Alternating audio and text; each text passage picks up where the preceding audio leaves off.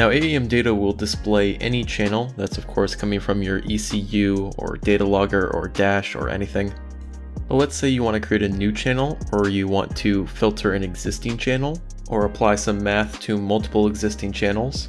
Anything like that would be considered a math function or a math channel. So we'll give you a few examples of some common math channels that you may want to create, and we hope that once we can give you these tools, you can complete just anything that you want with advanced data analysis. So let's go ahead and create a couple example math channels for you guys. So we'll go to Data, and then to Edit Maths. Then this here will show you all the math channels that you're working on for this AEM project. You can see that there's none right now, but we'll go ahead and create some. We'll start off by clicking the Add button right here to create a new channel. So the first thing you'll see right here is we're going to need to create a name once we open this up.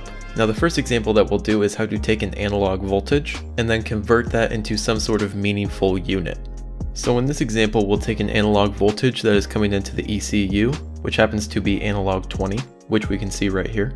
And that's analog V as in volts, taking about 4.1 volts. So we'll go ahead and take that analog voltage and convert it into an EGT value. Now in order to do that, you will not only just need the sensor, or whatever it is that's transferring this data, you'll also need to know the transfer function and the conversion equation. It's called many different things. That will let you take your voltage and convert that into a meaningful unit. In this case, since we're using EGT or exhaust gas temperature, we're going to be using Fahrenheit as the unit. So we'll go ahead and create the name of the channel, which is going to be EGT1.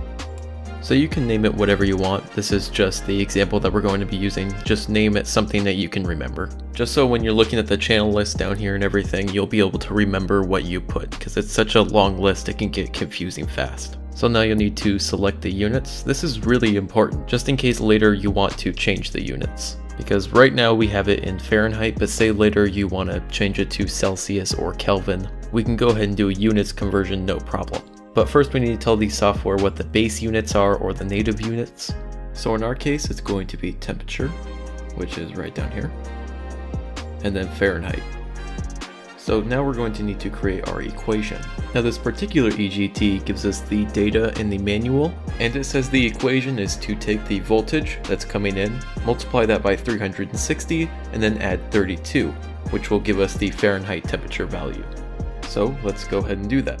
Essentially what the equation would look like if we were to write it out would be parentheses voltage times 360 plus 32. And so that's our equation.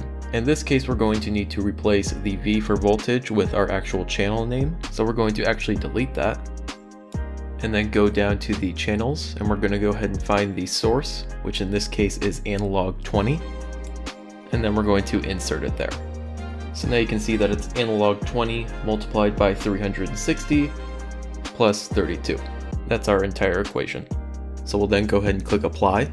At this point, if there's any error in our math, let's say you missed a parentheses or something simple like that, then it will give you an error down at the bottom here, but it looks like everything's good for us, so we'll go ahead and click OK. Now we can see that our brand new channel is right here, and we'll go ahead and click OK. And now we have EGT1 in our channel list. And you can see this little symbol next to it that's basically just letting us know that this is just a math channel. Then you can see that there's a temperature value here. So you don't have to do this, but we'll go ahead and go to the bottom lane here and then right click and go to Insert Lane After. And then we'll drag our EGT right over here. So now we have a nice EGT trace.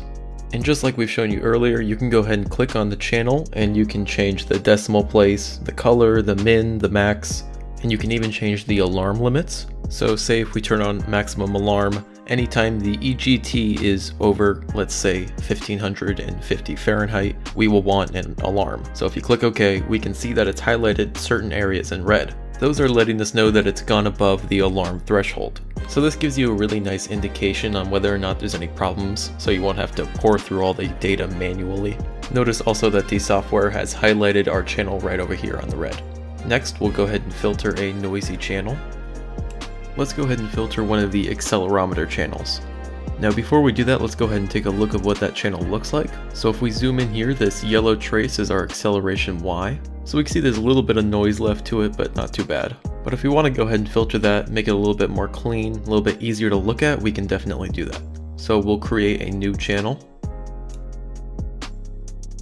And that yellow trace there was called acceleration Y. So we'll shorten that down a little bit. We'll call it Excel Y. There's a couple ways you can do this. You can either just type down filtered right next to it, or you can just put an F there to indicate it. We'll just go ahead and type in filtered.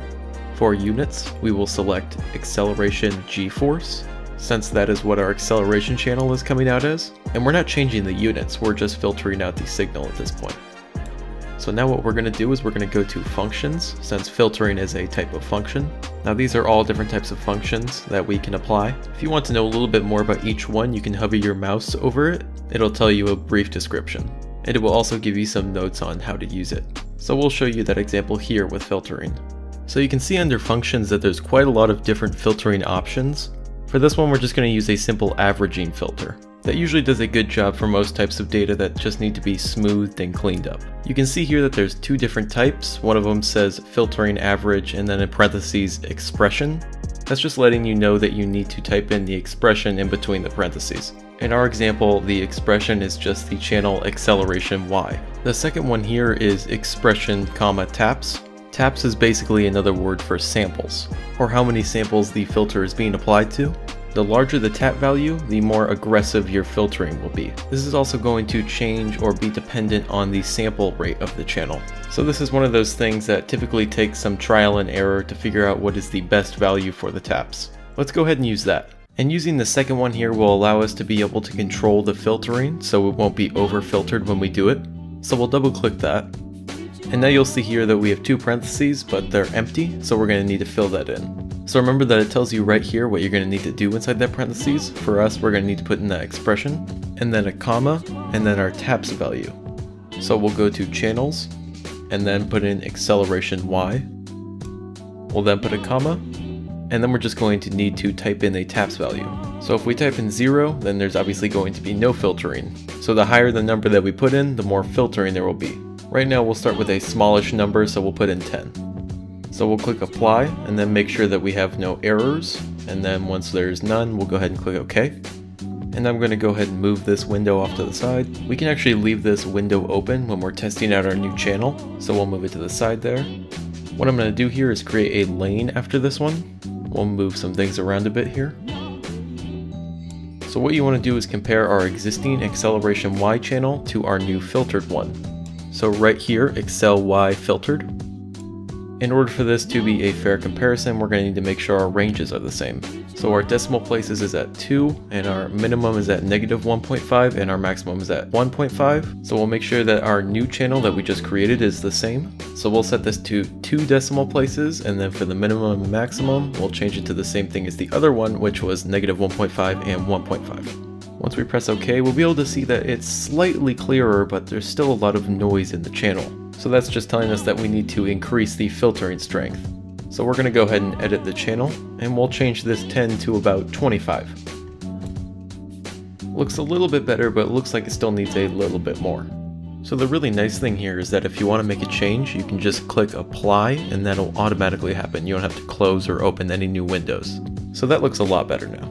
So you can see here that you still have all of the useful data, but it's kind of cleaned out all of the erratic noise that's not really that useful. So we're still getting a nice and accurate channel, but with all of that extra noise gone. So I'd say that's pretty nicely filtered. So if you want to, you can go ahead and delete this new lane and then replace your existing channel with our new filtered channel. So what I've done here is put them together. That's another great way to see how they're looking and how well it's getting rid of all that noise. Let's go ahead and change the color just so we can see it a little bit better.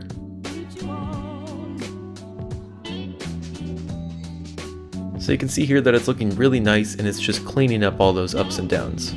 So all of these math channels that you have here are saved with the project. So as soon as you save project, these will all be here. But if you want to go ahead and save this list of channels separately, you can go ahead and export it. And that will allow you just to save these math channels and then import these math channels into different projects. And that's how you successfully work with math channels in AEMdata. If you have any other questions about AEMdata, make sure to let us know in the comments so we can help you guys out. And make sure you subscribe so you can learn more about AEMdata.